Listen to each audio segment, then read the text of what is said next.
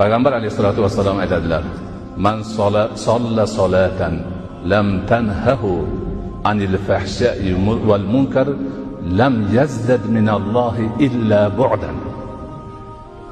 Kim bir namoz o'qisa, uning namozi egasini fahsh va munkar ishlardan qaytarmasa, o'sha odam Alloh taolodan uzoqlashishdan boshqa narsasi ziyoda bo'lmaydi deydi.